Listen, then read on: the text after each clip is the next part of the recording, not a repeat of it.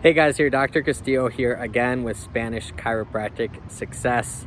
Wanted to give you guys an impromptu video while I'm on break here. Today I wanted to talk to you about why Spanish speakers prefer chiropractors over medical doctors for back pain. This is an interesting topic, not meant to trigger any medical doctors that may be watching this video, but chiropractors really are more effective when it comes to low back pain, for example, than medical doctors. And I'm gonna go over a couple key reasons why. So number one, just know that I see a lot of Spanish speakers, and a lot of times they don't have the same benefits that a naturalized citizen do. Let's say they're on a work visa, they don't have like specific health insurance that is available, or maybe they don't have time to go to like a health clinic or something like that, or they just know that if they were to do it, they would spend hundreds of dollars on x-rays, medical care, when it doesn't even fix the cause of the problem.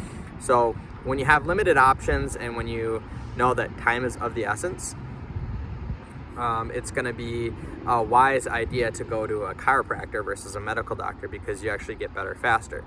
Now, I'm not just saying it boldly, I'm saying it from a logistical standpoint. I mean, imagine if let's say you're working construction, we'll just say construction worker.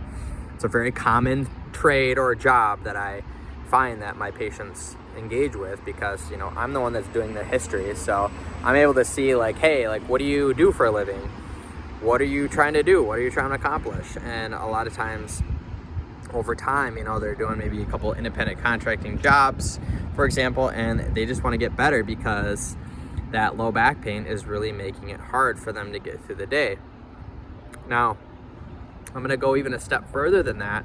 Imagine you're working a job, you're here, let's say, with a sibling, and you're here in, we'll say, South Dakota, and your family is back in Mexico. So your main goal is to provide for your family in another state, okay?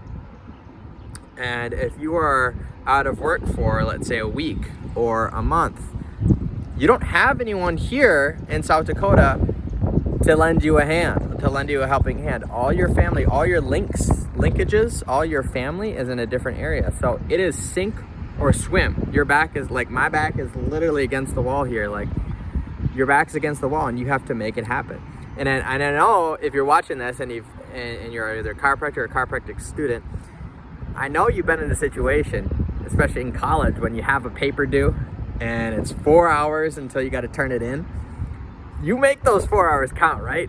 I mean, you don't mess around with those 4 hours. I mean, your brain is just thinking of things way faster. It's more efficient. It's taking the best route, like the best possible route, so that you can get that paper in and turn it in that 4 hours, and then boop, click, nailed it, right? It's a very similar situation to some of my patients, and I can tell because when I ask them, hey, can I write you a worker's note to take a couple days off? Some of them tell me no, right? So if they're telling me no, it means they need to work. It makes a big difference. So I don't have specific points, but I'm just kind of going off the cuff here. So just kind of continue with the story. Let's say you're the construction worker in South Dakota, you got family in another state, and you got to make it happen. What do you do? Let's say you don't even have health insurance. Now what do you do?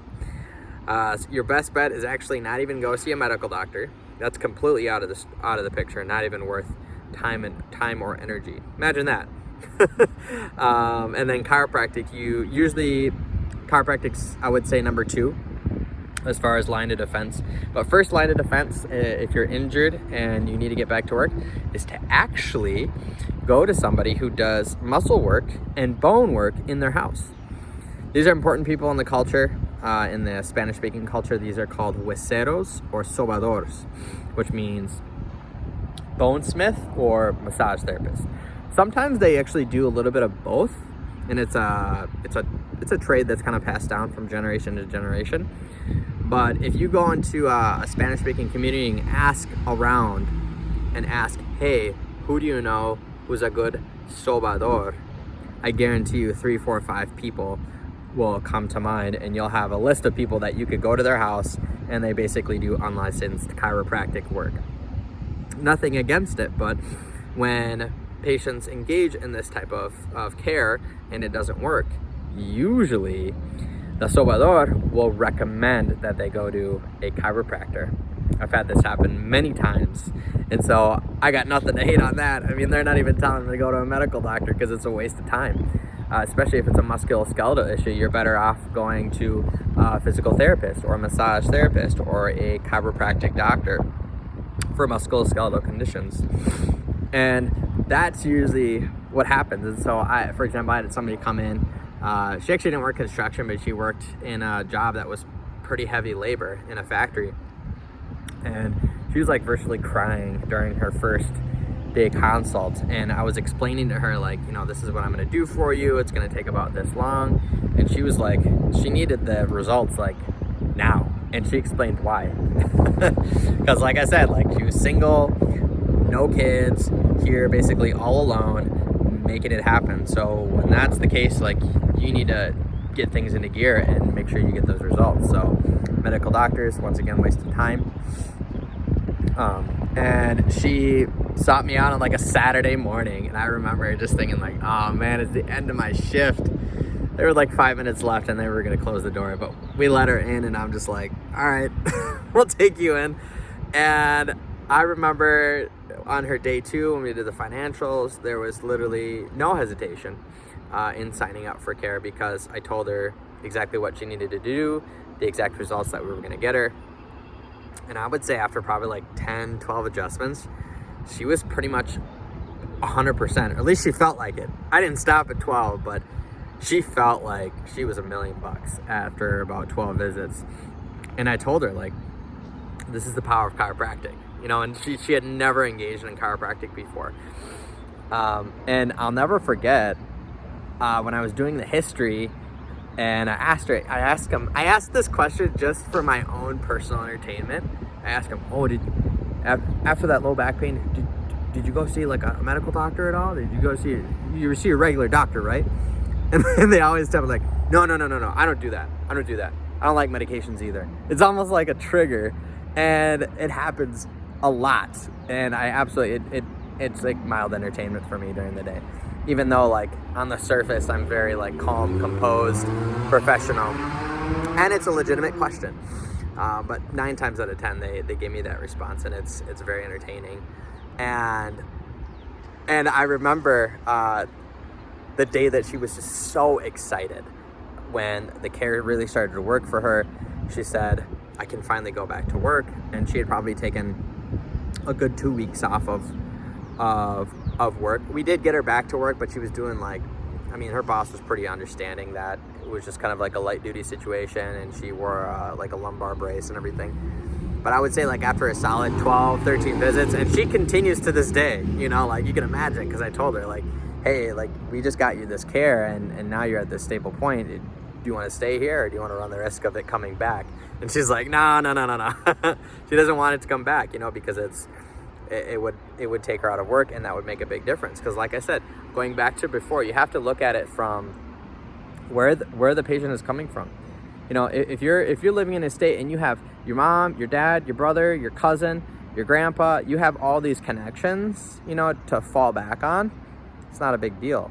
But if you're here alone, you know, in we'll say South Dakota or Minnesota or Wisconsin, a lot of it relies on you being able to produce income and continue working so that you can make it happen for you, and if you have family in another country or state. And so I just wanted to paint a picture for you guys, if you're maybe a medical professional or a chiropractor or a chiropractic student, that this is what I experience on a very regular basis, and why I enjoy doing what I'm doing, because to them, I'm an extremely essential worker. I'm not just a chiropractor. I'm there to help facilitate work restrictions, which takes minutes for me to do. Whereas if you were to try to call your general doctor to get work restrictions, you'd have to call on a hotline, maybe get put on a message, and then hopefully they'll actually respond back to you in a couple hours. Whereas I can do it instantly, and they know that, and they utilize it to the best of their ability. They know that they can call me or email me, and I can get them restrictions and fax or scan and email those restrictions to like a supervisor within minutes. You know, there's a lot of benefits to that. And that's because I don't have, unfortunately, just a waiting list of people. You know what I mean? Like if you're a medical doctor and a patient leaves because they don't like you, it's not like the world ends. There's like 50 other people in the waiting room because, I mean, that's just how it works for medical doctors. They're not sitting around doing nothing. But for chiropractors, you know, I have these spots of time where I can do things and then flurry of patients, and then I do things and then flurry of patients. So it's just an interesting dynamic, you could say, versus medical doctors. But I don't know, side tangent.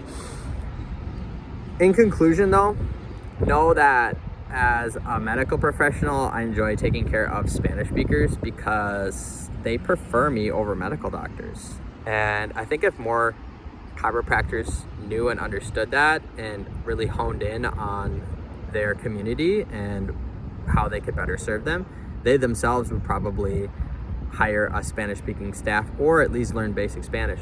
So if that's you, if you want to learn basic Spanish in the chiropractic workplace, just feel free to send me an email. I'll put it down below.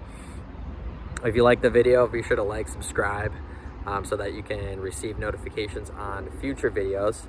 I enjoy putting this content out so that we can further the next generation of chiropractors and the current generation in engaging and serving the Spanish-speaking population that is rapidly growing here in the United States. So I'm gonna sign off here. Hope you guys enjoy your day, and until the next one, take care, guys.